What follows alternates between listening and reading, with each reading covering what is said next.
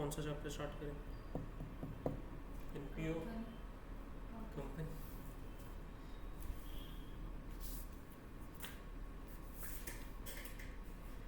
Company ही start करने वाले हैं, क्योंकि एज कम्पेयर टू एनपीओ वैसे तो है जर्नल एंट्री वाला चैप्टर ये। कौन सा? Issue of shares. ठीक है।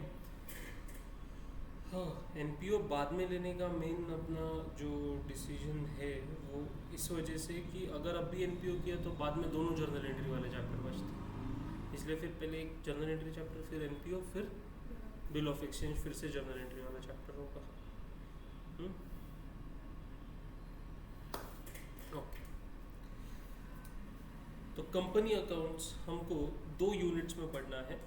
एक यूनिट जो है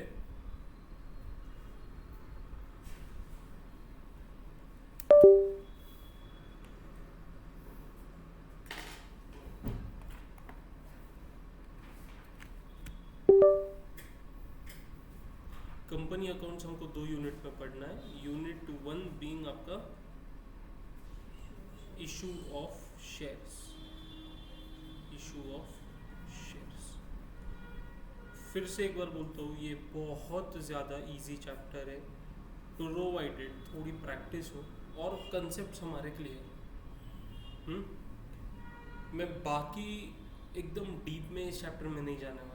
एग्जाम ओरिएंटेड, हमको प्रैक्टिकल क्वेश्चन आएगा, हमको उसको कैसे सॉल्व करना है, हम उसी के बेसिस पे हमारा डिस्कशन लिमिटेड रखेंगे। ओके। तो इशू ऑफ शेयर्स और यूनिट 2 होगा हमारा इशू ऑफ डिबेंचर्स। तो पहले हम इशू ऑफ शेयर्स आज और कल तक कंप्लीट करने का ट्राई करेंगे। उसके बाद एक लेक्चर हमारा इशू ऑफ डिबेंचर्स के लिए होगा। तो इशू ऑफ शेयर्स की अगर बात करें तो शेयर्स मतलब क्या? What do you mean by shares?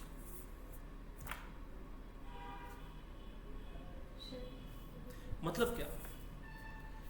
मतलब आप कंपनी में पैसा दोगे तो कंपनी आपको शेयर्स देंगे, हाँ या ना? ये मतलब है क्या उसका? क्या ये उसका मतलब है? नहीं।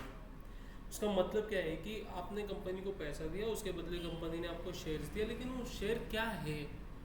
शेयर क्या है? तो बेसिकली बोला जाता है कि अगर आप कंपनी के शेयर्स परचेस करोगे, ठीक है, तो आप कंपनी के ओनर बन जाओगे। क्या बन जाओगे? ओनर। ठीक है। तो ओनर का तो काम होता है, मतलब आप ओनर बन गए। मान लो आपने रिलायंस का शेयर्स परचेज किया, आपने बोला कि मैं तो रिलायंस की अभी ओनर हो गई, तो आप रिलायंस के ऑफिस में जाके उनके बिजनेस एक्टिविटीज़ में इन्वॉल्व हो गए क्या? नहीं। ये मैनेजमेंट का काम होता है। आपने शेयर्स परचेज कर लिया, इसका मतलब आप मैनेजमेंट के डे टू डे एक्टिविटीज़ में इंटरफियर करोगे? नहीं होता। मैनेजमेंट अलग हो गया और आप अलग हो गए। ठीक है। ओनर बन गए। ओनर जो भी बिजनेस में पैसा लगाता है उसको हम अकाउंटिंग के टर्म्स में बोलते हैं कैपिटल। उसको हम अकाउंटिंग के टर्म्स में क्या बोलते हैं? कैपिटल। बराबर। हाँ। जब सोल प्रोपराइटर अपने बिजनेस में पैसा लगाता था तो हम उसको बोलते थे प्रोपराइटर्स कैपिटल। ठीक है। जब पार्टनरशिप में पार्टनर बिजनेस में पैसा लगाता तो हम उसको बोलते थे पार्टनर्स कैपिटल। बराबर। तो आप जब कंपनी में पैसा लगाओगे, कंपनी के शेयर्स परचेज करोगे, तो आप हो गए क्या? Share holder. Share holder. और यही शेयर होल्डर कंपनी के क्या होते हैं? ओनर होते हैं। इसके वजह से इस जो भी शेयर होल्डर बिजनेस में पैसा लगा रहा है, जो भी शेयर होल्डर है, उन्होंने जो बिजनेस में पैसा लगाया है उसको हम बोलते हैं शेयर कैपिटल। क्या बोलते हैं? Share capital. 2 टाइप के शेयर्स होते हैं, एक होता है इक्विटी शेयर्स और दूसरा होता है प्रेफरेंस शेयर्स। ठीक है। दोनों में मैं एकदम फास्ट बता रहा हूँ, थोड़ी रेलेवेंट चीज़ें बता रहा हूँ बस, और कुछ नहीं। प्रेफरेंस शेयर्स का मतलब ये होता है कि अगर मान लो कंपनी को शेयर होल्डर्स को पेमेंट देने की बारी है, फिर चाहे वो डिविडेंड का पेमेंट हो या कंपनी के वाइंडिंग अप पे शेयर होल्डर को उनका पैसा देना हो, ठीक है, तो सबसे पहला प्रेफरेंस इनको दिया जाएगा, इसीलिए इनको बोला जाता है प्रेफरेंस शेयर। ठीक है। और फिर अगर कुछ पैसा बचा, उसमें से जो डिविडेंड है वो इक्विटी शेयर होल्डर्स को दिया जाएगा। अगर वाइंडिंग अप के स्टेज में है, प्रेफरेंस शेयर होल्डर को उनका पैसा दे दिया, तो अगर कुछ पैसा बचा तो फिर उस पैसों में से इक्विटी शेयर होल्डर को पैसा दिया जाएगा। सारी बात समझ में? तो जिनके पास इक्विटी शेयर्स है वो इक्विटी शेयर होल्डर, जिनके पास प्रेफरेंस शेयर्स है वो प्रेफरेंस शेयर होल्डर। ठीक है। इक्विटी शेयर होल्डर का डिविडेंड जो है वो फिक्स्ड नहीं होता, लेकिन प्रेफरेंस शेयर होल्डर का जो डिविडेंड है वो फिक्स्ड होता है, जो भी होगा 5%, 6%, 10%, 12%, जो भी होगा। तो लिखते समय यहाँ पे ना ऐसा बोला जाता है कि ये 5% प्रेफरेंस शेयर होल्डर, इनके पास 5% वाले प्रेफरेंस शेयर्स हैं। आ रही बात समझ में? तो इसका ये 5% क्या डिनोट करता है, तो ये रेट ऑफ डिविडेंड है कि इनको इतना डिविडेंड फिक्स में मिलने वाला है। लेकिन वैसा इक्विटी शेयर होल्डर को डिविडेंड फिक्स होता है क्या? नहीं होता है। आई बात समझ में? पक्का? ओके। तो ये तो हो गया शेयर का मतलब शेयर कैपिटल का मतलब, ठीक है। तो आपके पास शेयर कैपिटल है, ठीक है, मतलब आपने कंपनी में पैसा लगाया, वो कंपनी उनके बैलेंस शीट में शेयर कैपिटल बोल के दिखाती है, ठीक है। तो आपने अगर कंपनी में पैसा लगाया है तो कंपनी आपको क्या दे रही है? शेयर दे रही है, ठीक है। वो शेयर का मतलब क्या होता है? तो वो शेयर का मतलब होता है share in profit, share in capital, है ना? हाँ, कैपिटल का एक हिस्सा आपके नाम पे है। तो जो भी कंपनी उस कैपिटल से बिजनेस करेगी, वो पैसा वो प्रॉफिट कमाएगी, तो उस प्रॉफिट में भी एक हिस्सा आपको होगा। तो जब कंपनी प्रॉफिट का डिस्ट्रीब्यूशन करती है, पूरा का पूरा प्रॉफिट डिस्ट्रीब्यूट नहीं होता शेयर होल्डर्स में, कुछ परसेंटेज कुछ बाजू में निकाला जाता है रिजर्व्स वगैरह के लिए, लेकिन उसमें से फिर जो अभी ऑब्वियसली प्रॉफिट कमाया है तो ओनर्स को तो मिलना चाहिए, है ना? अपन ओनर्स को ट्रांसफर करते हैं, तो उसी तरीके से यहाँ पे भी प्रॉफिट ओनर को ट्रांसफर किया जाता है। तो जो प्रॉफिट ट्रांसफर किया जाता है उसको बोला जाता है डिविडेंड। तो आपको जो डिविडेंड मिल रहा है, it is nothing but the profit share. आई बात समझ में? तो शेयर मतलब share in profit, share in capital. आई बात समझ में? ओके, ठीक है। तो शेयर इन कैपिटल तो है, आपके पास शेयर कैपिटल है, ओके। अभी एक बात है, कंपनी, मान लो कंपनी को 10 लाख रुपीज रेज करने, मान लो कंपनी को 10 लाख रुपीज रेज करने, तो कंपनी क्या बोलती है कि हम क्या करते हैं मार्केट में ना, हम 10,000 शेयर्स इशू करते हैं। हम मार्केट में क्या करते हैं? 10,000 शेयर्स इशू करते हैं। इसका मतलब एक शेयर की प्राइस क्या होगी? इसका मतलब एक शेयर की प्राइस क्या होगी? 10 लाख का रिक्वायरमेंट है, डिवाइडेड बाय उन्होंने 10,000 शेयर्स इशू किए, मतलब 100 रुपीज़। वो बोलते हैं कि हम 100 रुपीज़ में कंपनी का एक शेयर मार्केट में दें, जिसको जितना परचेज करना है करें। तो लोग परचेज करेंगे, लोग अप्लाई करेंगे शेयर्स के लिए, उनको शेयर्स दिए जाएंगे, तो फिर उतने पैसे उनके पास से लिए जाएंगे और कंपनी के पास 10 लाख रुपीज़ का कैपिटल क्या हो गया? जनरेट हो गया, रेज हो गया। अरे बात समझ में? पक्का? तो ये जो 100 रुपीज़ है ना, इसको बोला जाता है फेस वैल्यू। क्या बोला जाता है इसको? Face value of share, face value of share. और हमको जब भी हम कंट्रीब्यूशन, मतलब हम अभी जितने भी शेयर्स परचेज करेंगे ना, तो शेयर ऑब्वियसली कैपिटल का बैलेंस क्या होता है? कैपिटल का बैलेंस क्या होता है? क्रेडिट बैलेंस होता है, बराबर ना? तो ये 100 रुपीज़ मतलब ये 10 lakh rupees capital account, share capital account को क्रेडिट होने वाला है, बराबर। तो शेयर कैपिटल अकाउंट में मैं एक बात बता रहा हूँ, ये हमेशा पूरे चैप्टर खत्म होने तक अपने को ये ध्यान में रखनी है कि चैप्टर मतलब ये यूनिट खत्म होने तक हमको ध्यान में रखनी है कि शेयर कैपिटल में हम सिर्फ और सिर्फ फेस वैल्यू लेके जाएंगे। शेयर कैपिटल में हम जो भी क्रेडिट करेंगे वो क्या होगा? वो फेस वैल्यू होगा। फेस वैल्यू के अलावा और कुछ भी होगा तो हम उसको कैपिटल में नहीं लेके जाएंगे। सर ये क्या है कुछ भी होगा मतलब क्या है? तो अभी आगे डिस्कस करेंगे, ठीक है? ओके, तो इधर तो समझ में आ गया कि शेयर कैपिटल मतलब हमने क्या समझा कि दो टाइप के शेयर होते हैं, इक्विटी शेयर, एक प्रेफरेंस शेयर। जो इक्विटी शेयर परचेज करता है उनको इक्विटी शेयर होल्डर बोला जाता है, जो प्रेफरेंस शेयर परचेज करता है प्रेफरेंस शेयर होल्डर बोला जाता है, ठीक है? जितना भी कंपनी को कैपिटल रेज करना है, जितना भी पैसा रेज करना है, वो उतने नंबर ऑफ शेयर्स उनको इशू करते हैं, उसकी एक फेस वैल्यू होती है, दोनों को मल्टीप्लाई करेंगे तो जितना कैपिटल चाहिए उनको उतना रेज हो जाता है। तो वो जितने का है ये minimum value of a share, ये क्या है? Minimum value of a share. उसको क्या बोला जाता है? फेस वैल्यू ऑफ शेयर बोला जाता है। और यही फेस वैल्यू हम किधर ट्रांसफर करने वाले हैं? शेयर कैपिटल में। इसके अलावा हम कुछ भी ट्रांसफर करने वाले हैं क्या? नहीं ट्रांसफर करने वाले, ओके?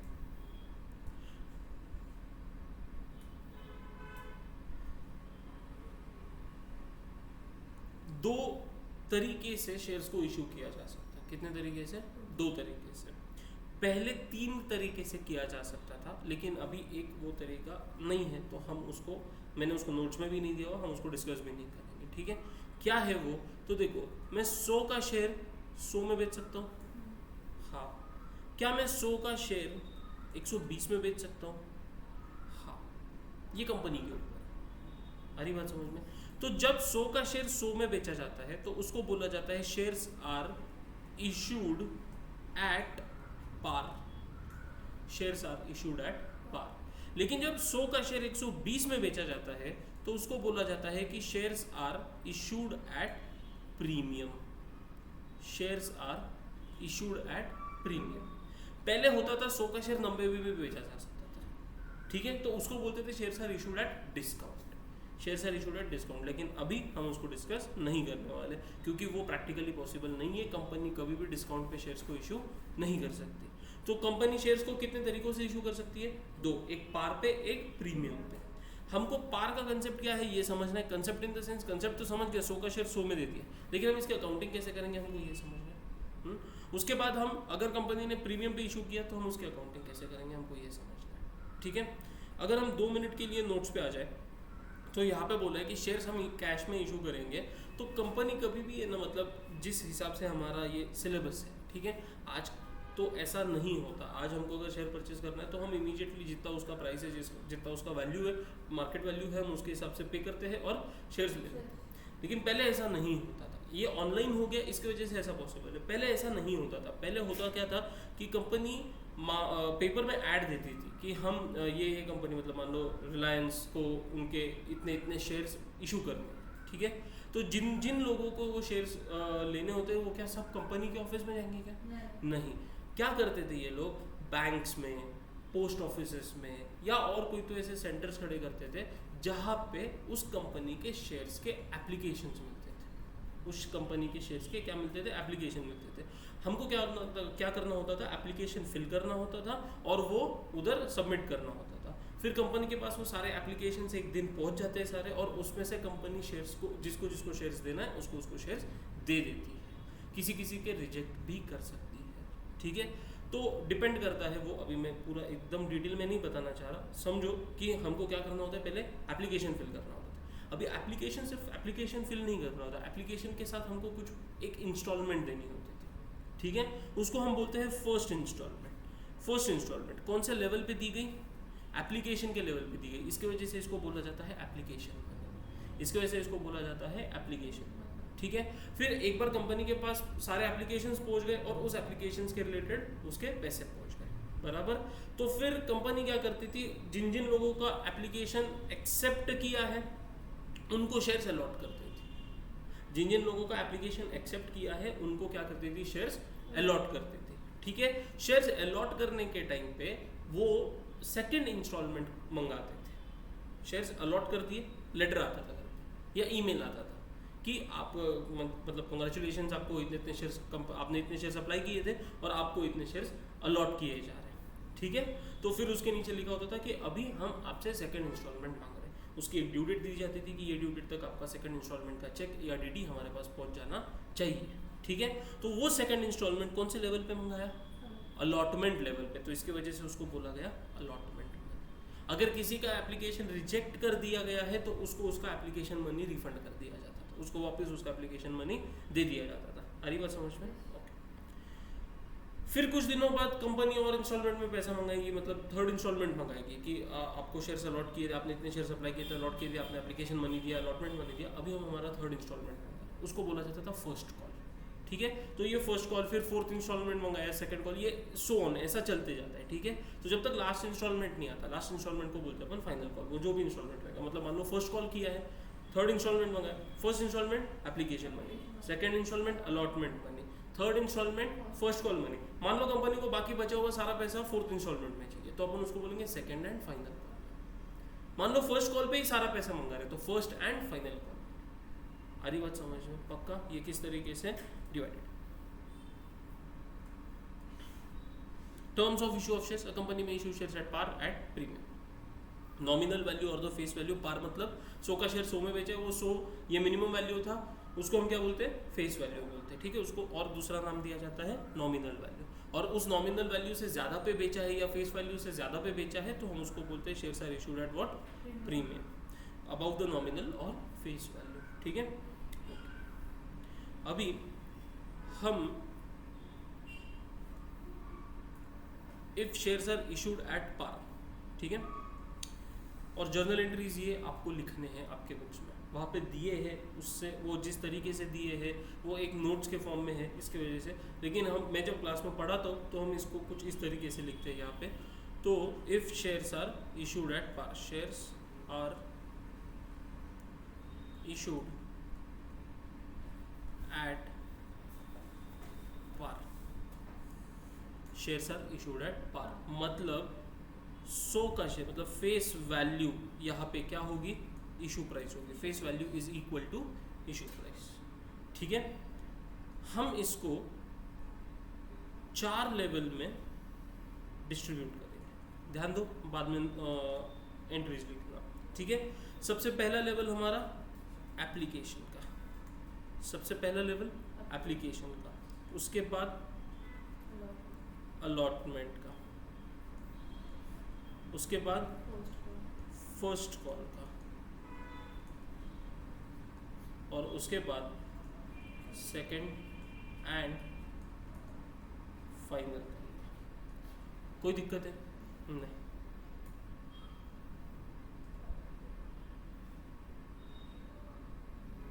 हम किसकी एंट्रीज देख रहे हैं? जब हम शेयर्स पार पे इशू कर रहे हैं। ठीक है, ये लेवल्स आप चाहे पार पे इशू करो, प्रीमियम पे इशू करो, ये लेवल्स रहने ही वाले, बराबर।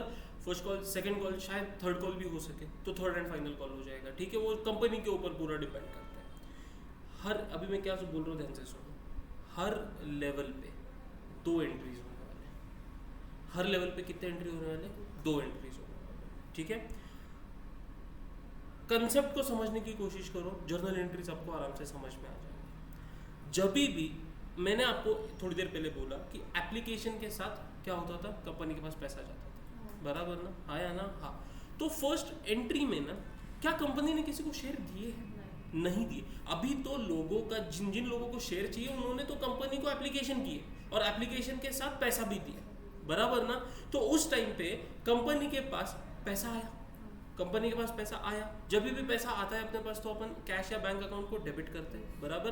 तो हम फर्स्ट एंट्री, जब भी एप्लीकेशन अपने पास आएगा एप्लीकेशन मनी के साथ, तो हम फर्स्ट एंट्री करेंगे बैंक अकाउंट डेबिट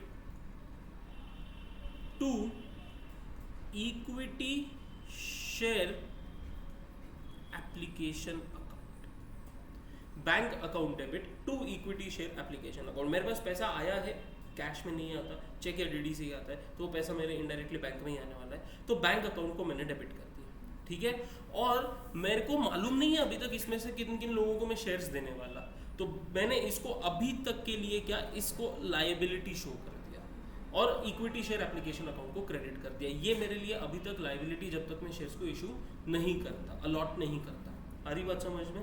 ओके। तो bank account debit to equity share application account, जब अपने पास एप्लीकेशन का पैसा आएगा हम एंट्री क्या करेंगे? Bank account debit to equity share application account. Okay. Second, अभी मैं एप्लीकेशन, अभी मैं लिस्ट बनाऊंगा कौन कौन लोग हैं, कि उन लोगों ने कितने कितने शेयर्स अप्लाई किए हैं, बराबर। अभी वो लिस्ट में मान लो उसमें से किसी एक का नाम है दाऊद इब्राहिम, हम उसको अलॉट करेंगे क्या शेयर? सकता हूँ कोई भी कंपनी दाऊद के नाम से अगर कोई शेयर आया हुआ है, मान लो वो एक्चुअल में वो वाला था, एग्जांपल के लिए, तो उसको वो शेयर अलॉट किया जाएगा क्या? नहीं, बराबर ना। बोलने की बात यह है कि कंपनी देखती है कि किसको अलॉट करना है किसको नहीं। यूजुअली इस तरह, मतलब वो पैन के बेसिस पे होता है वो। ठीक है, पहले ऐसा होता था, मैं वापस बोल रहा हूँ, आज का टाइम वैसा नहीं है। आज अपन मोबाइल के एक क्लिक पे शेयर्स बाय या सेल कर सकते हैं, ठीक है ना। लेकिन जब पहले ऐसा होता था तो हम उसको एंट्री, उसकी अकाउंटिंग कैसे करते थे, उसकी क्या प्रोसीजर थी, वो प्रोसीजर में आपको समझाने की कोशिश कर रहा। कंपनी एक लिस्ट बनाती थी, उस लिस्ट में से जिसको कंपनी को अलॉट नहीं करना है उनके एप्लीकेशंस रिजेक्ट किए जाते थे। जिनके एप्लीकेशंस रिजेक्ट नहीं किए उनको क्या कर दिया? Shares allot. जैसे ही शेयर अलॉट हुआ, जैसे ही शेयर अलॉट हुआ, वो कंपनी के क्या बन गए? ओनर्स। और ओनर से आया हुआ पैसा क्या होता है? कैपिटल, बराबर। और कैपिटल को हम क्या करते हैं? क्रेडिट करते हैं, बराबर ना। मतलब अभी मान लो कि, अभी फिलहाल के लिए मान लो कि हम क्या कर रहे हैं, सारे के सारे एप्लीकेशंस अप्रूव कर रहे हैं, सारे के सारे एप्लीकेशंस अप्रूव कर रहे हैं। मतलब ये सब सारे एप्लीकेशन, ये सारे शेयर होल्डर्स को मैंने क्या बना दिया? ओनर बना दिया। तो अभी उनका जो पैसा है वो मुझे शेयर कैपिटल में ट्रांसफर करना होगा, बराबर ना। तो वो पैसा अभी फिलहाल कहाँ पड़ा था? इक्विटी शेयर एप्लीकेशन अकाउंट में। कौन से साइड में पड़ा था? क्रेडिट साइड में पड़ा था। अभी मुझे वहां से वो पैसा निकालना है और कैपिटल में डालना है, तो वहां से निकालने के लिए मैं क्या करूंगा, डेबिट और कैपिटल को क्रेडिट। तो मेरी सेकेंड एंट्री आफ्टर अलॉटमेंट, मेरी सेकेंड एंट्री होगी equity share application account debit, equity share application account debit to equity share capital account, to equity share capital account. बात समझ में आ रही है? पक्का? कितने एंट्रीज होने वाले हर एक लेवल पे? 2। एप्लीकेशन लेवल के 2 एंट्री समझ गए? हाँ, पहले पैसा आ रहा है bank account debit to equity share application account, फिर मैं उनको अलॉट कर रहा हूँ तो equity share application account debit to equity share capital account. पक्का? कोई दिक्कत है इसमें? नहीं, ये 2 एंट्रीज।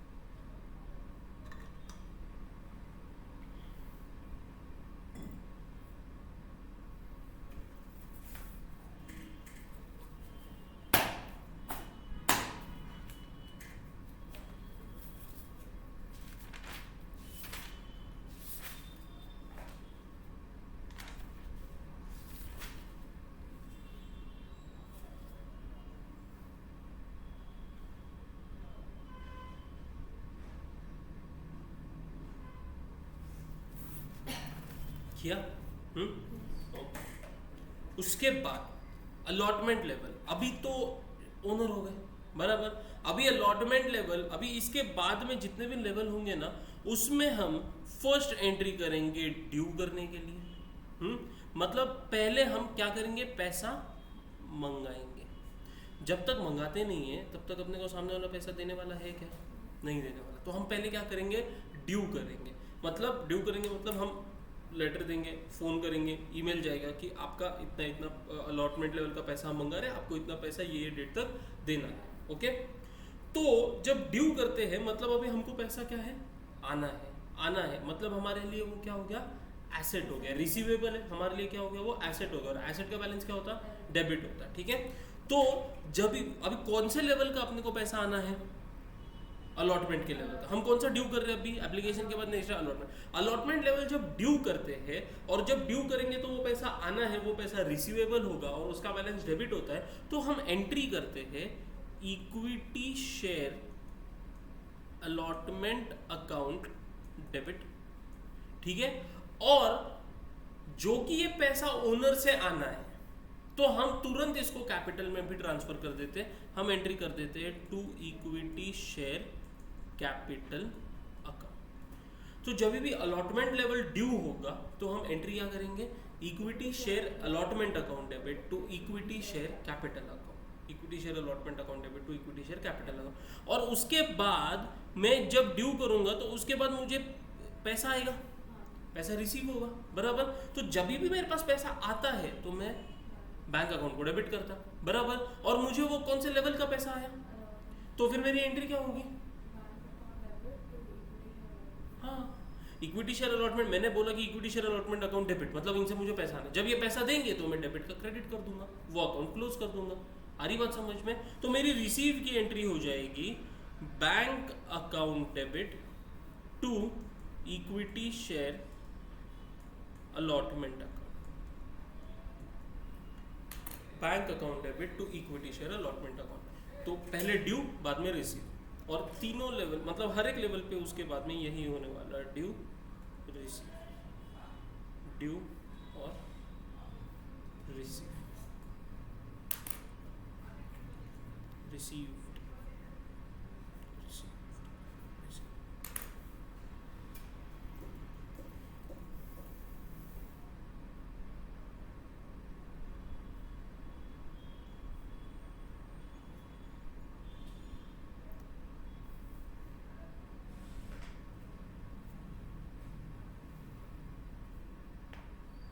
क्लियर है? पक्का? अलॉटमेंट लेवल पे 2 एंट्री, ड्यू का, रिसीव्ड का। सिमिलरली आगे जितने भी कॉल्स करेंगे वो भी उसमें भी 2 एंट्री, ड्यू का और रिसीव्ड का।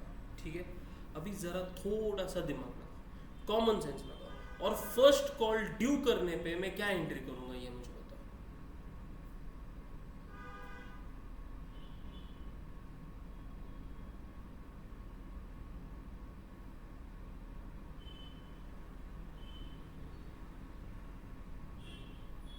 थोड़ा सा कॉमन सेंस, सामने है तुम्हारे आंसर।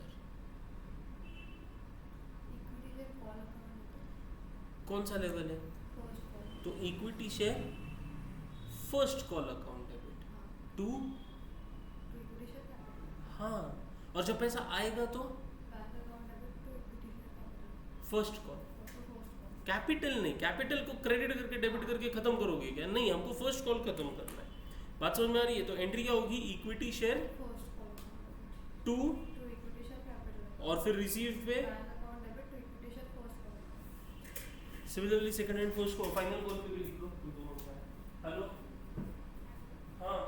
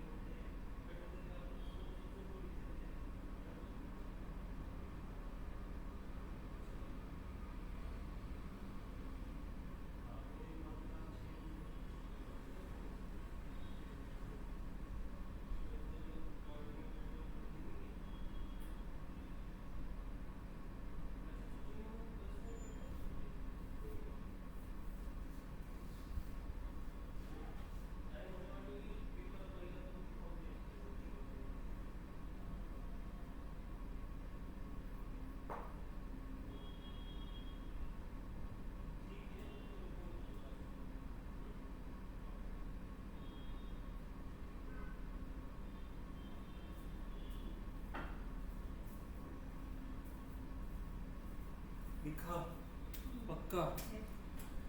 हाँ। तो कहानी ये है कि हर एक लेवल के 2 एंट्रीज होने वाले हैं। एप्लीकेशन लेवल पे डिफरेंस ये है कि एप्लीकेशन लेवल पे पहले पैसा आता है और फिर हम शेयर कैपिटल में ट्रांसफर करते हैं, लेकिन उसके आगे जितने भी लेवल्स होंगे हम पहले कैपिटल में ट्रांसफर करेंगे ड्यू करा के, और फिर अपने को पैसा आएगा। आ रही बात समझ में? तो ये देखो यहाँ पे, और लॉजिक बीइंग द सेम कि एप्लीकेशन के लेवल का पैसा आया इसलिए हमने बोला bank account debit to equity share application. Allotment level का पैसा आया तो हमने बोला bank account debit to equity share allotment account. First call का पैसा आया तो हमने बोला bank account debit to equity share first call account. तो सेकंड कॉल का पैसा आया तो bank account debit to equity share second and final call account. हरी बात समझ में? लेकिन पहले यहाँ पे equity share application account open हुआ था क्रेडिट होके, ठीक है, फिर हमने उसको क्लोज किया डेबिट करके। इसके बाद में जो allotment level, call level, first call, second call, जो भी कॉल होगा उसमें हम पहले वो लेवल का अकाउंट ओपन करते डेबिट करके। तो जब पैसा आएगा तो ऑब्वियसली पैसा आने के बाद देखो बैंक अकाउंट डेबिट होने वाला, तो वो कॉल क्रेडिट होगा, तो फिर वो क्लोज होगा उस तरह। समझ में आ रही है बात? पक्का? कोई दिक्कत है नहीं? तो this being the first concept, हम इसके ऊपर एक क्वेश्चन करते हैं।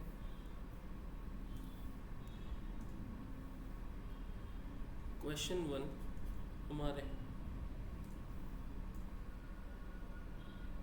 नोट्स में एंट्री सारी वही यहाँ पे सीक्वेंस में दिए हैं, मैंने उसको कॉल्स के हिसाब से आपको पढ़ाते हुए डिवाइड करके बताया हुआ है। क्वेश्चन 1 एमटीपी में, एमटीपी नवंबर 18 में 10 मार्क्स का था, आरटीपी नवंबर 18 में था, और आईसीआई स्टडी मटेरियल में सिमिलर क्वेश्चन आपको मिलेगा। 1 अप्रैल 2017 को A limited issues 43,000 shares of ₹100 each, payable as follows: 20 on application, 30 on allotment, 25 on 1 October 2017, मतलब ये हो गया हमारा फर्स्ट कॉल, और 25 ऑन 1 फरवरी 2018 ये हो गया हमारा सेकेंड एंड फाइनल कॉल, बराबर। By 20th May 40,000 shares were applied for and all applications were accepted. मतलब 20 मई को हमको पैसा, ऐसा समझ लो कि आया है 40,000, इशू कितने किए थे 43,000, लेकिन हम कितने एप्लीकेशंस मिले और हमने कितनों को अप्रूव किया, मतलब हमारा पूरा जो क्वेश्चन होगा वो कितने एप्लीकेशंस पे बेस्ड होगा, 40,000 के ऊपर बेस्ड होगा। 43,000 इशू किए थे, लेकिन उससे कम एप्लीकेशन अपने पास आए, तो हमको, और हमने सब अप्रूव किया, तो इसके आगे की कहानी पूरी जितने पैसे आए, जितने शेयर्स के पैसे आए उसी के हिसाब से होगा, ठीक है। Allotment was made on 1 June. Allotment कब किया था? 1 जून को किया था। अलॉटमेंट 1 जून को किया था, ठीक है। मतलब अलॉटमेंट 1 जून को हुआ है। अभी देखो, समझने की कोशिश करो, ये जो 20 रुपए एप्लीकेशन पे आए, ये हमको 20 मई को आए, बराबर।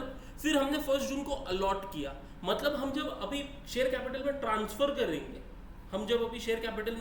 करेंगे, तो वो कब करेंगे? 1 जून को करेंगे। अलॉटमेंट जब ड्यू करेंगे, अलॉटमेंट की ड्यू एंट्री करेंगे, ये 30 रुपए की, ये भी कब करेंगे? 1 जून को। आ रही बात समझ में?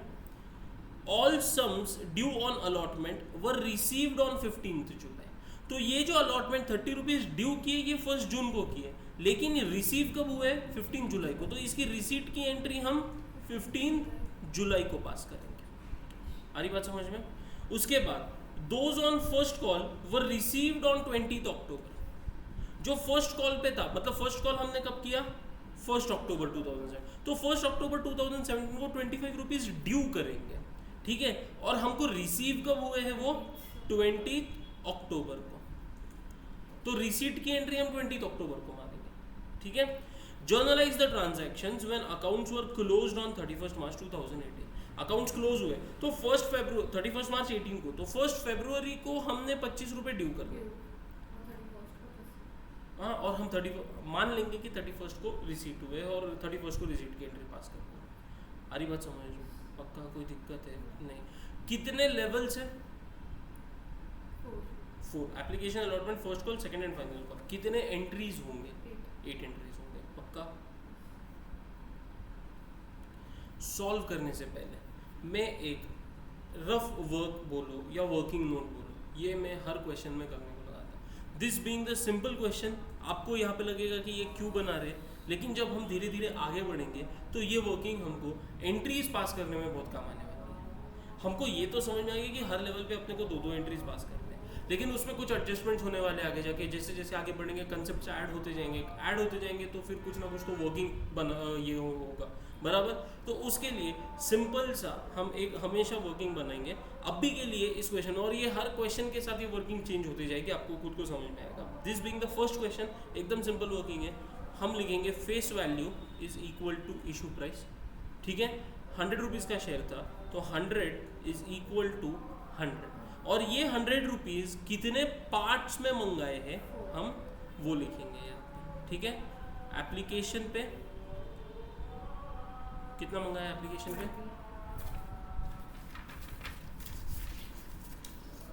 एप्लीकेशन पे 20, अलॉटमेंट पे मेरे साथ बनाते चलो, अभी कोई इशू नहीं है। अलॉटमेंट पे 30, फर्स्ट कॉल पे 25 और final call, second and final call पे 25।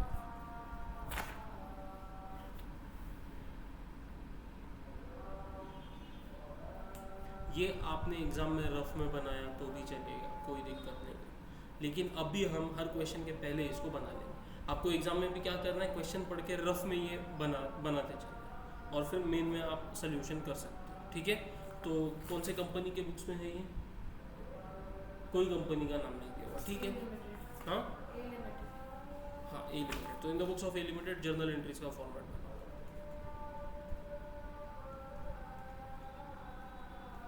इन the books of A limited journal entries,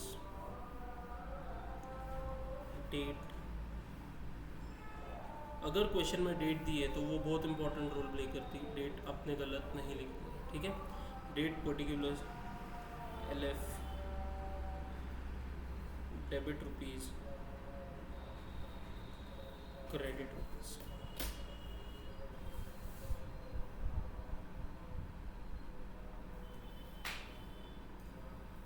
ठीक है। तो सबसे पहले 20 मई को एप्लीकेशन आया आपके पास, ठीक है ना। तो 20 मई 2017, 25/2017 एप्लीकेशन के लेवल की फर्स्ट एंट्री बोलो। Bank account debit to equity share application. हम लिखेंगे bank account debit to equity share application account. अभी शॉर्ट में लिखा तो भी चलेगा, एग्जाम में इसको पूरा पूरा लिखना है, ठीक है। Bank account debit to equity share application account. कितने शेयर्स थे? 40,000 और एप्लीकेशन पे कितना पैसा था? 20। तो 40,000 इंटू 20, 8 लाख।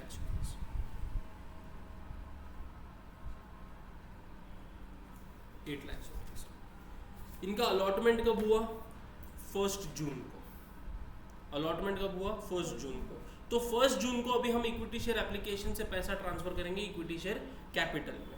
तो 1 जून 2017 एप्लीकेशन लेवल की सेकंड एंट्री बोलो। Equity share application account debit to equity share capital.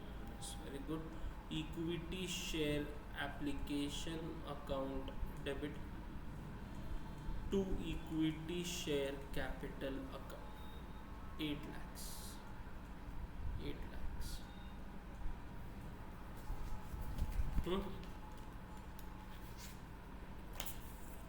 कोई दिक्कत है? नहीं। नरेशन में आपको थोड़ा समझा रहा हूँ किस तरीके से आपको लिखना है। फर्स्ट जब अपने को हमने ये वाली जो एंट्री पास की 20 मई की, उसमें हम नरेशन लिखेंगे being 40,000 application received, application money received for 40,000 shares at ₹20 पर शेयर, ठीक है। और दूसरे में अपन लिखेंगे being equity share application transfer to equity share capital, okay. अभी ये जो अलॉटमेंट मनी है, ये जो एप्लीकेशन मनी है, ये हमने कब एंट्री किया ट्रांसफर का? 1 जून को। क्यों किया? क्योंकि इस डे पे हमने अलॉट किया है। तो अलॉटमेंट जब करते हैं तो दो बातें होती है, एक तो ट्रांसफर कर दो इस एप्लीकेशन से कैपिटल में, और दूसरा अलॉटमेंट मनी ड्यू करो। तो अलॉटमेंट मनी ड्यू की भी एंट्री 1 जून 2017 को होगी। अलॉटमेंट मनी ड्यू की entry, equity share allotment account debit to equity share capital. Yes, equity share allotment account debit to equity share capital account. 40,000 shares थे और अलॉटमेंट मनी 30 रुपीज़ का है, तो ये हो जाएगा 12 लाख रुपीज़।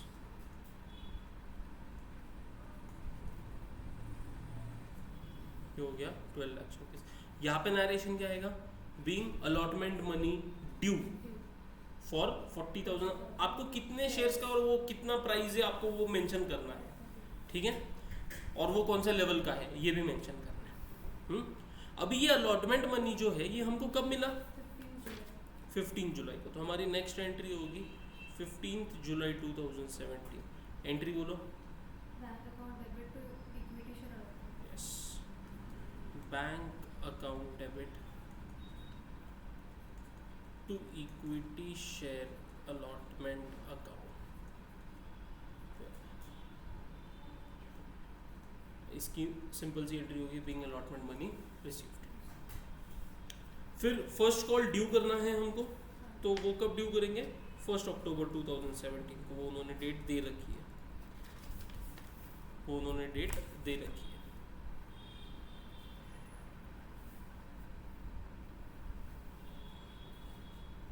एंट्री होगी equity share first call account debit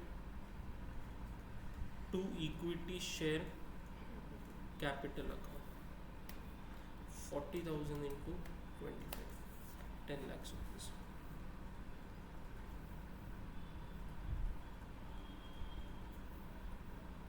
और फर्स्ट कॉल का पैसा कब आया? 20 अक्टूबर। तो 20 अक्टूबर 2017 को bank account debit to equity share first call account 10 lakhs rupees, ठीक है। फिर सेकेंड एंड फाइनल कॉल कब ड्यू करना है? 1 फरवरी 2018 को।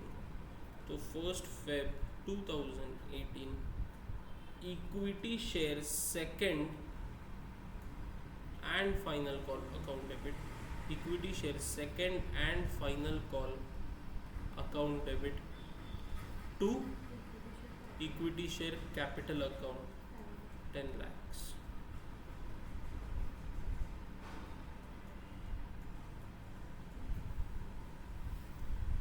और कब आया मालूम नहीं, 31 मार्च को अपने को ईयर एंड करना है, तो हम 31 मार्च 2018 को इसकी लास्ट एंट्री कर देंगे bank account debit to equity share second and final call account 10 lakhs। Narration समझ में आ गया आपको? कोई दिक्कत है? तो ये सबसे पहला कंसेप्ट, और इसके ऊपर आरटीपी एमटीपी में क्वेश्चन भी था, ठीक है। अभी हम आगे बढ़ते हैं। हमारा नेक्स्ट कंसेप्ट जो बात करता है if shares are issued at premium, ठीक है ना।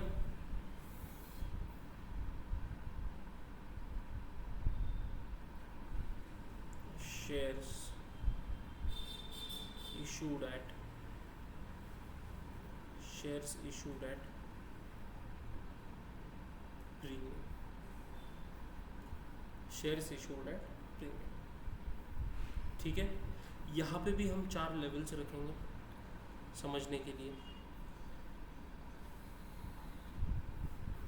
यहाँ पे भी हम 4 लेवल्स रखेंगे समझने के लिए एंट्रीज को। एक होगा एप्लीकेशन लेवल, दूसरा होगा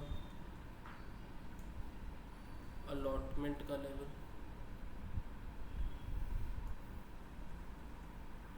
तीसरा होगा फर्स्ट कॉल और second and final call.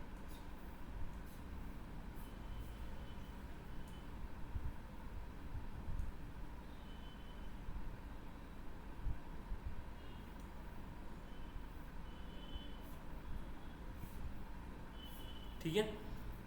Shares are issued at premium, इसका लॉजिक मैं बता चुका हूँ कि मैं 100 का शेयर 120 रुपये में दे रहा हूँ, बराबर ना। मतलब 100 रुपया प्लस 20 रुपया दैट इज इक्वल टू 120 है ना। इसको भी कुछ लेवल्स में कुछ इंस्टॉलमेंट्स में पैसा मंगाया जाएगा, ठीक है। अभी यहाँ पे होगा क्या कि ये जो 100 रुपीज़ है ये क्या है आपकी फेस वैल्यू, और ये जो 20 रुपीज़ है ये क्या है आपका प्रीमियम, बराबर, और ये 120 रुपीज़ आपकी हो गई इशू प्राइस। तो हर एक लेवल में जो भी पैसा मंगाया जाएगा उसमें फेस वैल्यू तो 100% है, लेकिन कोई तो एक लेवल पे आपको 20 रुपया भी मंगाया जाएगा, क्योंकि सिर्फ फेस वैल्यू तो ना मंगाएंगे, प्रीमियम भी मंगाने वाले, बराबर ना। तो कोई तो एक लेवल पे प्रीमियम का भी पैसा मंगाया जाएगा, ठीक है। हम मान के चलते हैं कि अलॉटमेंट के एप्लीकेशन के लेवल पे प्रीमियम का पैसा कभी मंगाया नहीं जाता, आगे वाले लेवल्स पे मंगाया जा सकता है यूजुअली, मतलब अगर कुछ नहीं बोला है तो अलॉटमेंट के लेवल पे ही होता है। अगर उनको अलॉटमेंट के लेवल पे नहीं चाहिए तो वो स्पेसिफिकली बोलते हैं वैसा, फिर कि वो कौन से लेवल पे है प्रीमियम का पैसा, ठीक है। तो प्रीमियम मान लो अलॉटमेंट जो है ये it includes premium, it includes premium, बराबर। तो अभी टोटल कितना पैसा मंगाने का है 120, तो मान लो एप्लीकेशन पे मंगाया हमने 30 रुपीज़, अलॉटमेंट पे मंगाया हमने 40 रुपीज़, फर्स्ट कॉल पे मंगाया 30 रुपीज़, ठीक है। तो 70 100 सेकेंड एंड फाइनल कॉल पे आया कितना 20 रुपीज़, ठीक है। कोई दिक्कत है इसमें नहीं। एप्लीकेशन के लेवल पे जो भी पैसा है वो क्या डिनोट करता है फेस वैल्यू, बराबर। अलॉटमेंट के लेवल पे जो भी पैसा है वो क्या डिनोट करता है, yes very good, face value plus premium. मतलब यहाँ पे इस 40 रुपीज़ में 20 रुपीज़ का क्या है प्रीमियम, तो फिर बचा हुआ 20 रुपीज़ क्या होगा फेस वैल्यू, ठीक है। यहाँ पे फर्स्ट कॉल पे 30 रुपीज़ क्या है फेस वैल्यू, और सेकेंड कॉल पे 20 रुपीज़ क्या है फेस वैल्यू। क्या ये लॉजिक समझ में आ रहा है? हाँ, ओके। एप्लीकेशन के लेवल पे अभी हर एक लेवल पे एंट्रीज कितने होने वाले, हर एक लेवल पे एंट्रीज होने वाले 2।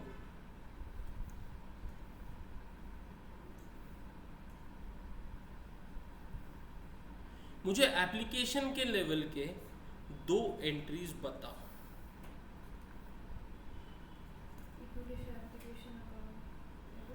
एप्लीकेशन के लेवल का फर्स्ट एंट्री बताओ। First entry will be bank account debit to equity share application account. Second entry will be equity share application account debit to equity share capital account, बराबर। ये entry जो है ये कितने rupees से पास की जाएगी 30 30 30 और 30।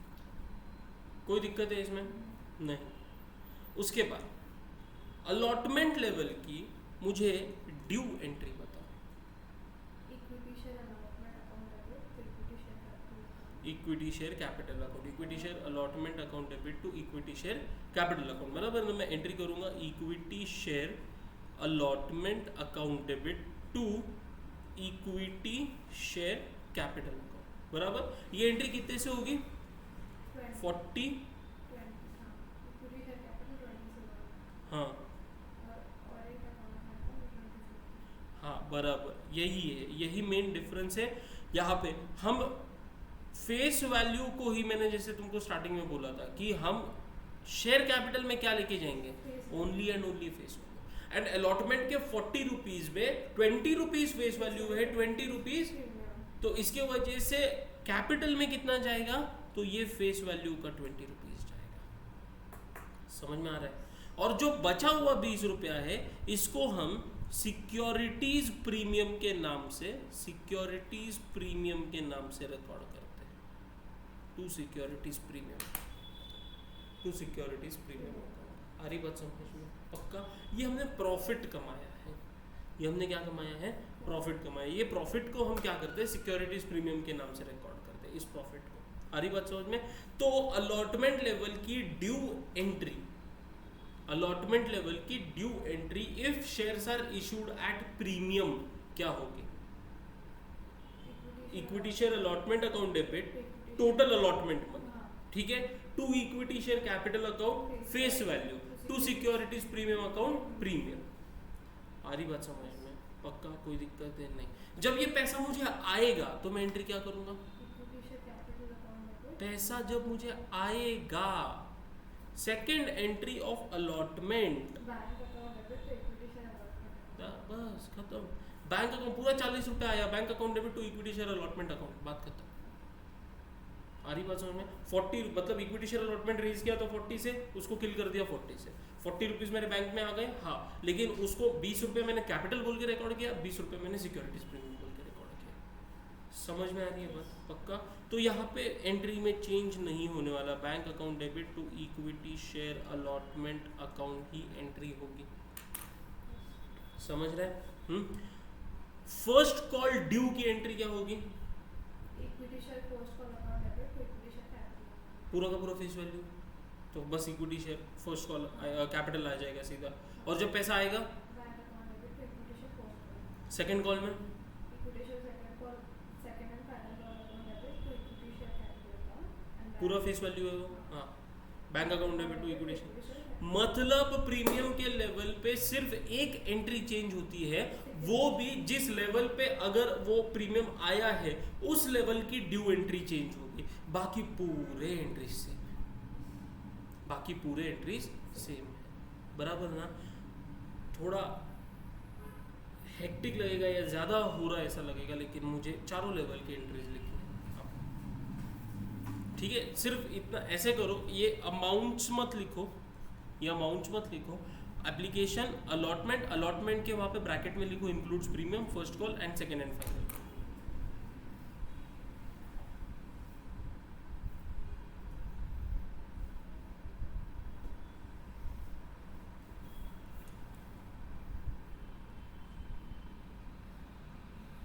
सिर्फ अलॉटमेंट के ड्यू एंट्री पे 2 मिनट रुकना।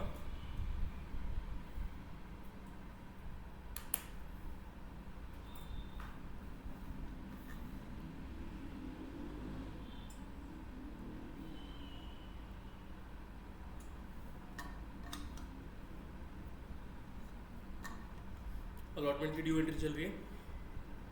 Equity share allotment account debit, bracket में लिखना face value plus premium to equity share capital account face value to securities premium account, यहाँ पे प्रीमियम लिखना, ऐसे लिखना और बाकी कंप्लीट करो।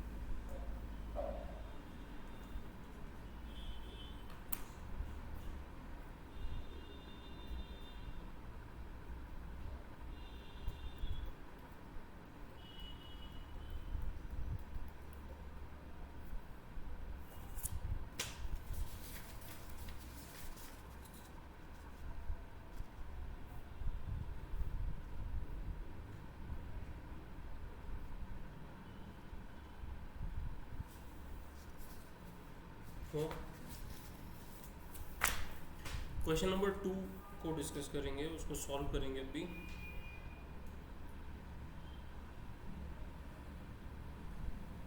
अच्छा, अगर मान लो प्रीमियम अगर फर्स्ट कॉल के लेवल पे इंक्लूडेड है तो अलॉटमेंट के एंट्रीज में कोई चेंज नहीं होगा, फर्स्ट कॉल के ड्यू एंट्री में चेंज होगा। जो हमने अलॉटमेंट में किया है वही लॉजिक से हम ड्यू फर्स्ट कॉल की ड्यू एंट्री करेंगे। सारी बात समझ में? ऐसा भी हो सकता है कि 20 रुपया जो प्रीमियम का पैसा है, 10 रुपये अलॉटमेंट में आया है, 10 रुपया, तो उसी लॉजिक से दोनों में सिर्फ 10-10 रुपये के हिसाब से, ठीक है? तो वो पूरा कॉमन सेंस का बात है अभी। Question number 2, 1 October 2017 Pioneer Equipment Limited received applications for 2,50,000 equity shares of rupees 100 each to be issued at a premium of 25% payable as 25% premium पे मतलब 125 इसकी क्या होगी इशू प्राइस होगी। वो 125 कैसे आने वाले हैं? तो एप्लीकेशन पे 25, अलॉटमेंट पे 75 including premium, balance amount on shares as and when required, उनको जब लगेगा तब वो मंगाएंगे। ठीक है। The shares were allotted by the company on October 20, 2017। कब अलॉट किए? अक्टूबर 20 को। ठीक है। And the allotment money was duly received on October 31। मतलब जब एप्लीकेशन हमको आए 1 अक्टूबर को, क्लियर कर दिया रिसीव्ड एप्लीकेशन से, बराबर। तो bank account debit to equity share application account, मतलब एप्लीकेशन की फर्स्ट एंट्री होगी 1 अक्टूबर को, सेकंड एंट्री होगी 20 अक्टूबर को, अलॉटमेंट की फर्स्ट एंट्री होगी 20 अक्टूबर को, सेकंड एंट्री होगी 31 अक्टूबर को, बराबर। यहाँ पे उन्होंने लेवल्स 3 दिए हैं, फर्स्ट एंड फाइनल कॉल, लेकिन फर्स्ट एंड फाइनल कॉल उन्होंने क्या बोला? As and when required. समझ में आ रही बात? तो एंट्री हमको अलॉटमेंट के लेवल तक ही करनी है। मतलब कितने entries? 4। Record journal entries in the books of company to record the transactions in connection with the issue of shares। हाँ, तो अभी मैं बना के दे रहा आपको पहले वर्किंग बहुत इंपॉर्टेंट है, ये कभी भूलना मत। अभी आपको ऐसे लगेगा कि कुछ नहीं, फालतू है, जैसे पढ़ रहे जैसा कर रहे, समझ में तो आ रहा है पूरा। जैसे जैसे आगे बढ़ेंगे, जैसे जैसे क्वेश्चन थोड़े ह्यूज होते जाएंगे, हमको तब समझ में आएगा ये वर्किंग का इंपॉर्टेंस। तो वर्किंग हमारी जो होगी वो होगी face value plus premium is equal to issue price. Face value 100 है plus premium 25, that is equal to 125। अभी ये 125 हमको कैसे आने वाले हैं? 3 लेवल्स पे आने वाले, बराबर ना। एप्लीकेशन पे 25, एप्लीकेशन पे 25, अलॉटमेंट पे, अलॉटमेंट पे हमको आने कितने वाले? 75। इसको हम 2 पार्ट में तोड़ेंगे, फेस वैल्यू और प्रीमियम। प्रीमियम कितना है? तो फेस वैल्यू कितनी हो जाएगी? 50। और first and final call, first and final call कितना होगा मुझे बोलो? 25 का। लेकिन इसको हमको रिकॉर्ड करना है क्या? नहीं रिकॉर्ड करना, हमको रिकॉर्डिंग यहाँ तक ही करेंगे।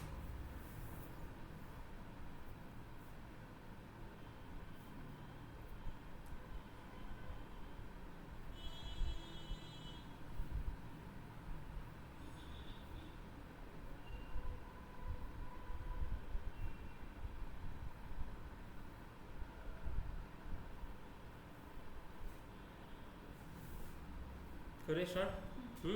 जर्नल एंट्रीज का फॉर्मेट बनाया।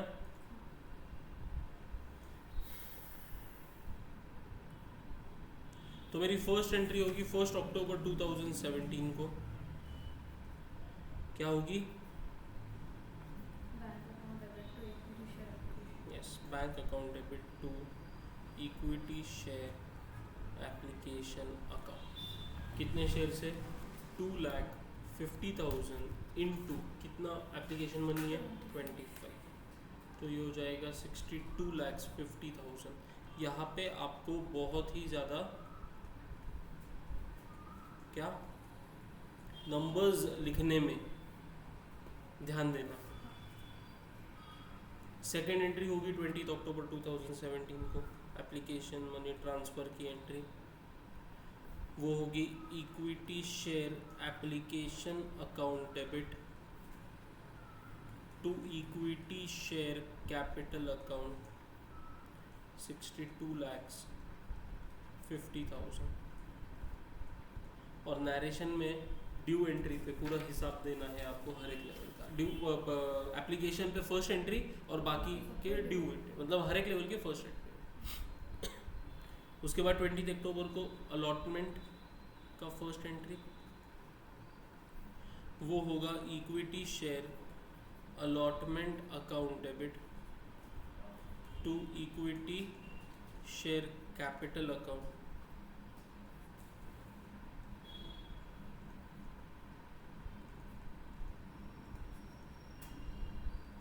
कितना है? 2,50,000 इंटू 75, ये 18,75,000 नहीं होता, ये 1,87,50,000 होता है। मैं अभी 1 सेकंड पहले ये बात बोला था, 1,87,50,000, 1,87,50,000 to equity share capital account 1,87,50,000, to equity share capital 1,87,50,000 नहीं, 1,25,00,000 यस 1,25,00,000 और बचा हुआ सिक्योरिटीज प्रीमियम है 2,50,000 into 25, 62,50,000। और यहाँ पे आप नरेशन ऐसे लिखोगे बीइंग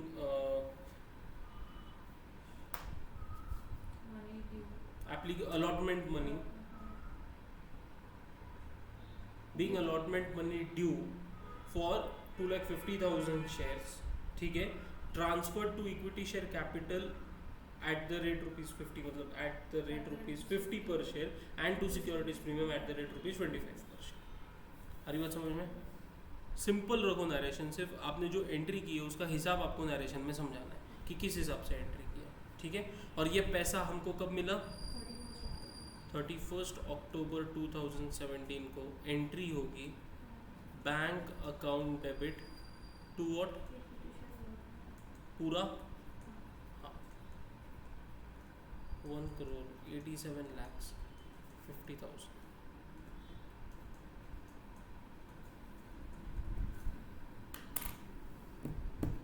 क्लियर? कोई दिक्कत है इसमें? नहीं। हमारा जो बेस क्वेश्चन रहने वाला है वो या तो shares are issued at par या तो shares are issued at premium, इस पे ही रहेगा। ये बेस क्वेश्चन हो गया। या तो if shares are issued at par, हमने उसका एक क्वेश्चन देख लिया, if shares are issued at premium, हमने उसका एक क्वेश्चन देख लिया, कंसेप्ट देख लिया, ठीक है।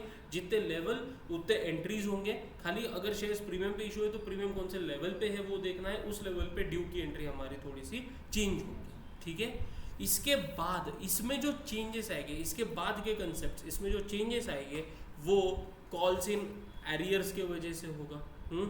कॉल्स इन एरियर्स के वजह से होगा, कॉल्स इन एडवांस के वजह से होगा, ओवर सब्सक्रिप्शन अगर हुआ है तो उसके वजह से होगा।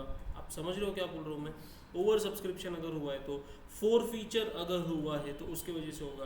फोर फीचर करने के बाद री इशू ऑफ फोरफिटेड शेयर्स है, री इशू ऑफ फोरफिटेड शेयर्स है, उसके हिसाब से होगा। बात समझ रहे हो? लेकिन जो बेस एंट्रीज है वो ऐसे ही रहने वाले।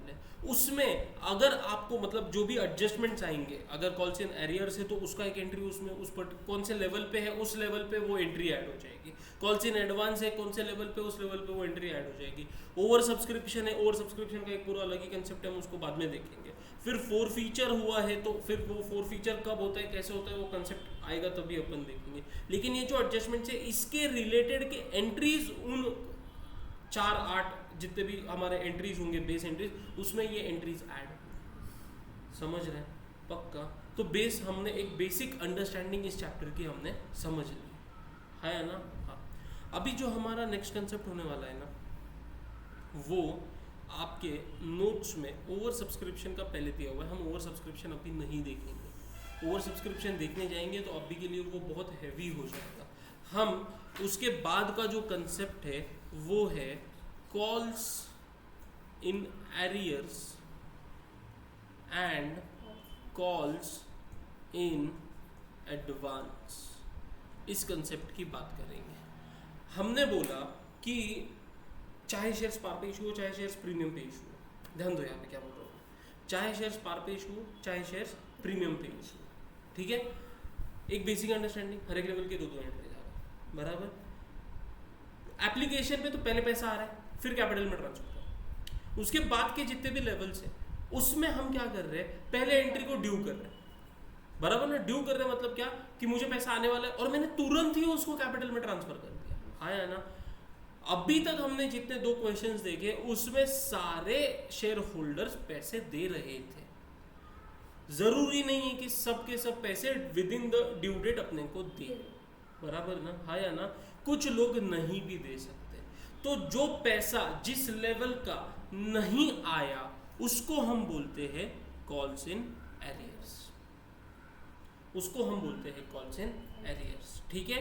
और पहले कॉल्स इन एरियर्स को समझते हैं, ठीक है। तो मान लो कि अलॉटमेंट लेवल पे एक बंदे, मैंने 1000 शेयर्स इशू किए थे, दो ही लोगों ने लिए, एक ने 500, एक ने 600, एक ने 400, ठीक है। 600 वाले ने मुझे अलॉटमेंट का पैसा दे दिया, 400 वाले ने मेरे को अलॉटमेंट का पैसा नहीं दिया। लेकिन जब मैं ड्यू करा रहा था तो मैंने एंट्री क्या की, equity share allotment account debit, मैंने पूरा 1000 रुपीज, 1000 शेयर्स में 1000 रुपीज बोल देता हूँ, पूरा कर दिया, to equity share capital account 1000 rupees कर दिया, बराबर। लेकिन उसमें से मुझे कितना पैसा आया और कितना नहीं आया, कितना आया, 600 आया, 400 नहीं आया। तो मैं जो सेकेंड एंट्री कर रहा हूँ उसमें पैसा तो मुझे बैंक में जो आया है वो तो मुझे रिकॉर्ड करना होगा, बैंक अकाउंट डेबिट क्या 600, और मुझे ये इक्विटी शेयर अलॉटमेंट अकाउंट यहाँ पे क्लोज करना ही करना है, मैं इसको ओपन नहीं रख सकता। तो मैंने एंट्री की to equity share allotment account 1000, आप समझ रहे हो क्या बोल रहा हूँ मैं। लेकिन क्या एंट्री टैली हो रही, नहीं हो रही। किधर डिफरेंस आ रहा, डेबिट में डिफरेंस आ रहा। तो वो जो, और वो कितने का डिफरेंस आ रहा है, 400 रुपीज का आ रहा है। तो वो 400 मुझे आए हैं क्या पैसे, नहीं आए। जब आने वाले थे तो मैंने बोला मैं इक्विटी शेयर अलॉटमेंट के नाम से आएंगे, बराबर। जब पैसे आए उसमें से 600 है, बैंक अकाउंट को डेबिट हो गया। लेकिन अभी मुझे इस एंट्री में ना इक्विटी शेयर अलॉटमेंट अकाउंट को क्लोज करना है, तो मैं इक्विटी शेयर अलॉटमेंट को तो क्लोज करूंगा, लेकिन उसमें से 400 अभी तक आए नहीं है। तो वो 400 में कहाँ ट्रांसफर करूंगा, कॉल्स इन एरियर्स में। तो मैं एंट्री करता हूँ कॉल्स इन एरियर्स अकाउंट को भी डेबिट करता हूँ। समझ में आया क्या बोला मैंने। तो एंट्री क्या हो गई, bank account debit, calls in arrears account debit to equity share allotment account. ये अलॉटमेंट की जगह पे फर्स्ट कॉल का भी लेवल हो सकता, ये सेकंड कॉल का भी लेवल हो सकता, ये थर्ड एंड फाइनल कॉल का भी, वो कोई भी लेवल हो सकता है। जिस भी लेवल पे आया उस लेवल में ड्यू एंट्री में कोई चेंज है क्या, नहीं। उसमें कौन सी एंट्री में चेंज है, जहां पे पैसा आ रहा है, रिसीट वाले एंट्री में चेंज है। तो जितना आया बैंक अकाउंट को डेबिट करो, जितना नहीं आया कॉल्स इन एरियर्स अकाउंट को डेबिट करो। समझ में आ रही है बात। और इक्विटी वो लेवल का अकाउंट क्लोज कर दो, उसको क्रेडिट करके पूरे तरीके से। झेपा क्या, पक्का कोई दिक्कत है नहीं।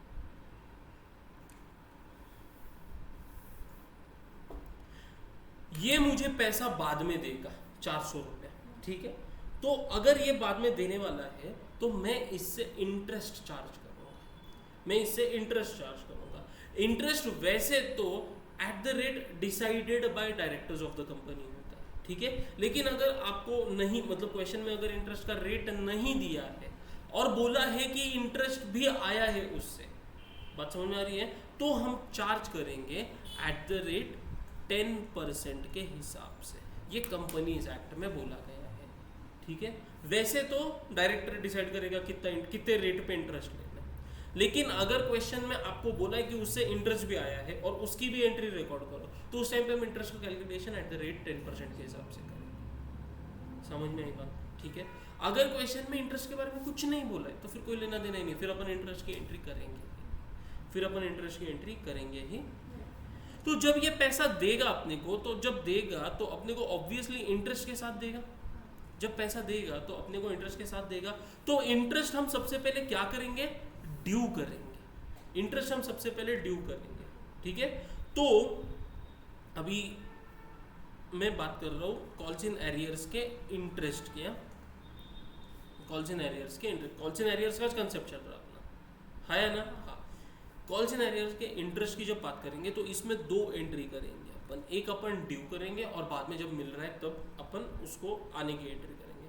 तो मुझे एक बात बताओ, ये इंटरेस्ट मुझे मिल रहा है या मुझे देना पड़ रहा है, मिल रहा है। मतलब मेरे लिए ये इनकम हुआ या एक्सपेंडिचर हुआ, इनकम हुआ। इनकम को हम क्या करते हैं,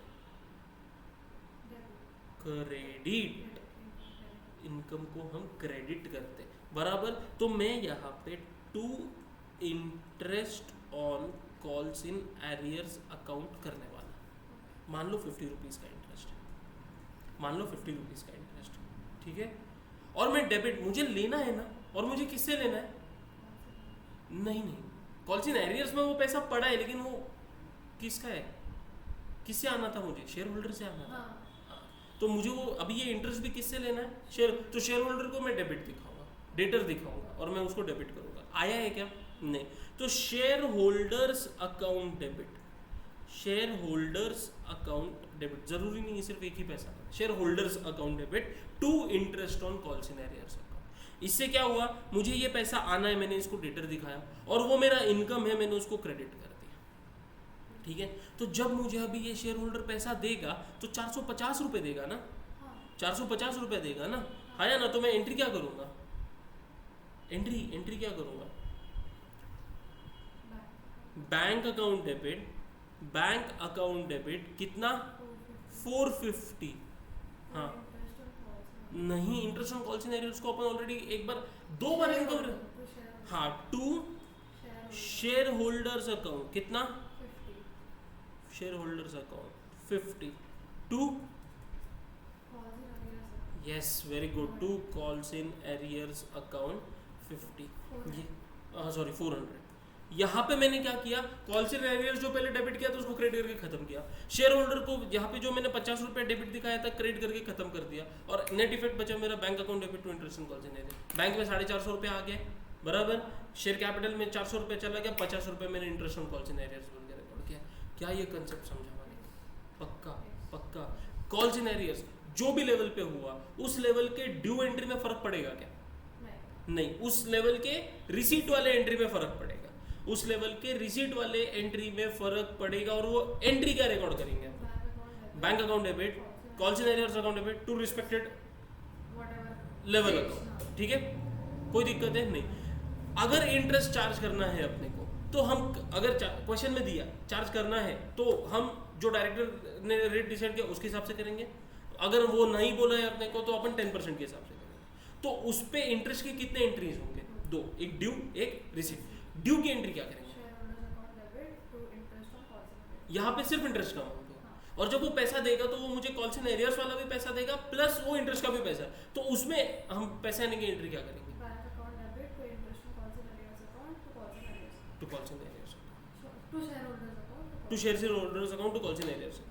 समझा? शेयर होल्डर्स अकाउंट में जाएगा इंटरेस्ट का पैसा, जो नहीं दिया हुआ पैसा, कोई दिक्कत नहीं, पक्का। कॉल्स इन एडवांस की बात करते हैं।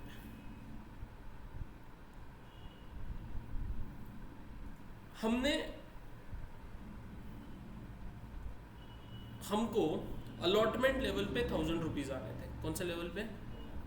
अलॉटमेंट लेवल पे। ठीक है, और फर्स्ट एंड फाइनल कॉल पे हमको 1500 रुपीज आने थे।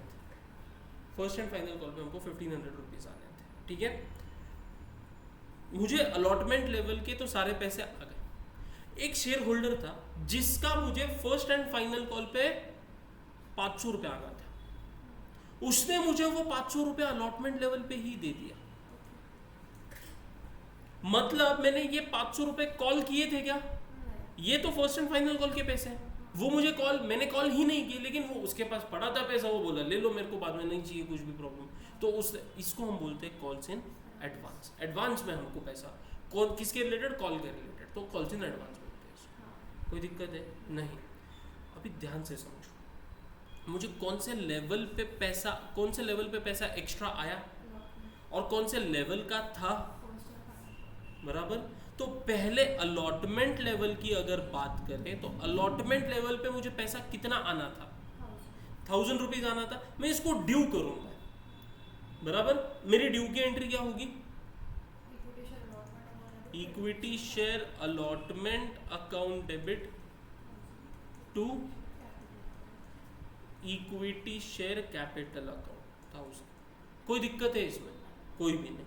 लेकिन जब मुझे पैसा आया तो मैं करूंगा बैंक अकाउंट डेबिट। और मुझे कितना पैसा आया टोटल? मुझे टोटल आया 1500, 1500 टू, मुझे ये लेवल इसको खत्म करना है, इक्विटी शेयर अलॉटमेंट अकाउंट 1000। तो बाकी का 500 to calls in advance account 5 lakh, to calls in advance account 5 lakh. ठीक है, कोई दिक्कत है यहाँ पे नहीं। कहानी यहाँ पे कॉल्स इन एडवांस की खत्म नहीं होती, कहानी अपने को नेक्स्ट लेवल पे, ये पैसा अभी इसके बाद का क्या है, फर्स्ट एंड फाइनल कॉल। इसके बाद का क्या है, फर्स्ट एंड फाइनल कॉल का level, first and final call, ये लेवल पे अपन, इसमें मुझे पैसे कितने आने थे, 1500, बराबर ना। इसको मुझे ड्यू करना है, इसको मुझे ड्यू करना है, इसको मुझे क्या करना है, ड्यू करना। मैं ड्यू की एंट्री यहाँ पे क्या करूँगा,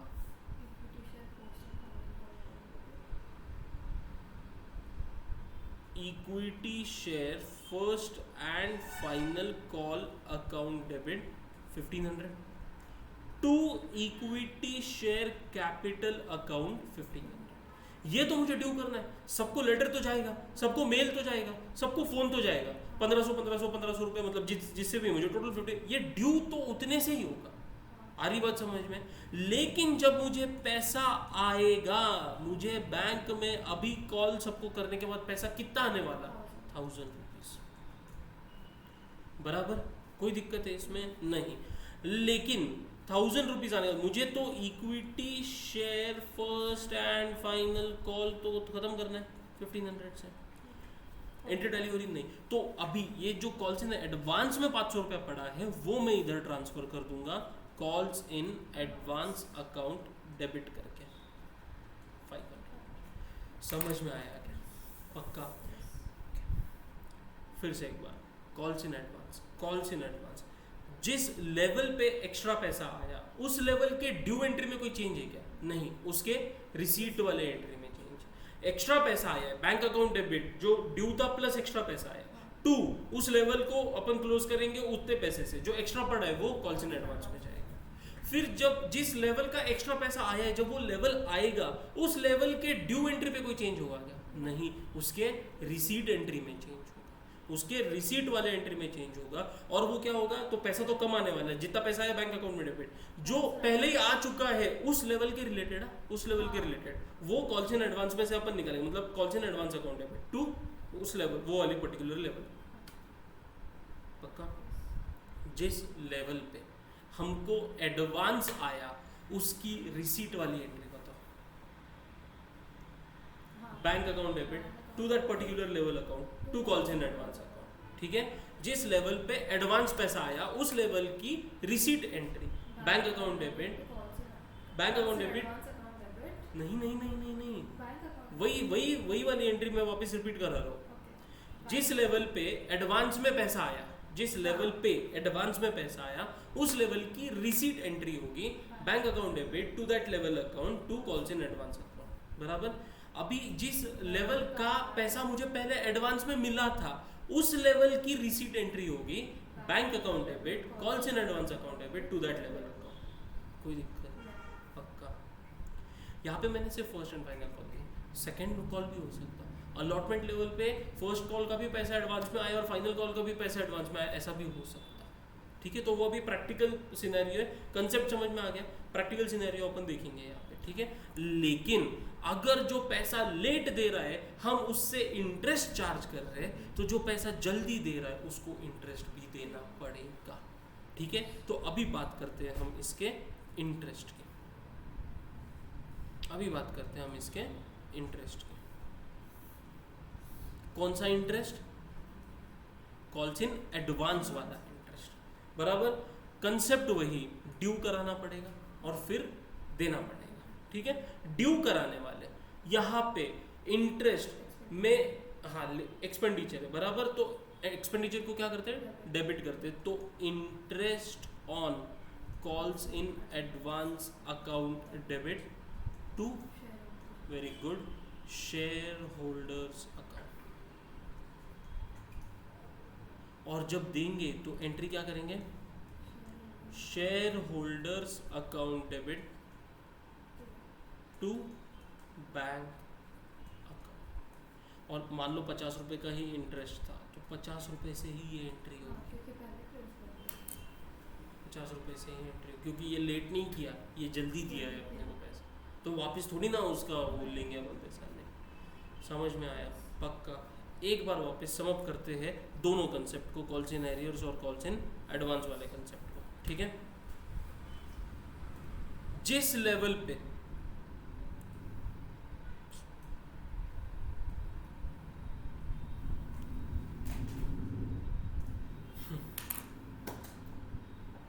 मान लो कॉल्स इन एरियर्स एक पर्टिकुलर लेवल में सारा पैसा अपने को नहीं आया, ठीक है, तो उस लेवल के अभी एक और कंसेप्ट मतलब एक और बात, थोड़ा सा इसको और अपन ब्रॉडर सेंस में समझते हैं। चाहे कॉल्स इन एरियर्स हो, चाहे कॉल्स इन एडवांस हो, कोई भी लेवल पे हो, ड्यू एंट्री पे कोई फर्क नहीं पड़ता। जो फर्क पड़ेगा वो रिसीट वाले एंट्री में फर्क पड़ेगा।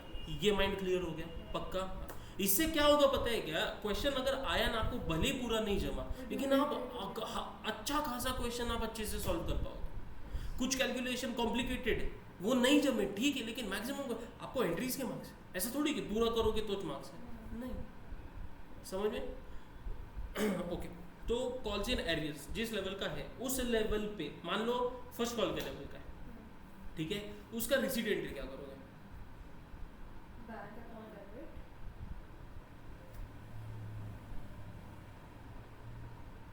कम आया ना बैंक में पैसा,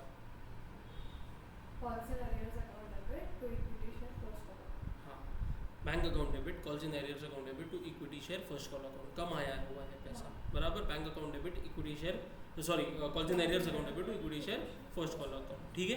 बाद में वो पैसा दे रहा है, तो हमको फिर हम उससे अगर इंटरेस्ट का एडजस्टमेंट है ना क्वेश्चन में, तो इंटरेस्ट की बात आएगी, नहीं तो अपन जो बाद में दे रहा है वो जितना है उतना अपन ले लेंगे, ठीक है। अगर मान लो इंटरेस्ट है तो फिर हम पहले इंटरेस्ट को ड्यू करेंगे, उसकी entry share holders account debit to interest on calls in arrears, और जब वो पैसा देगा तो बैंक अकाउंट डेबिट फिर से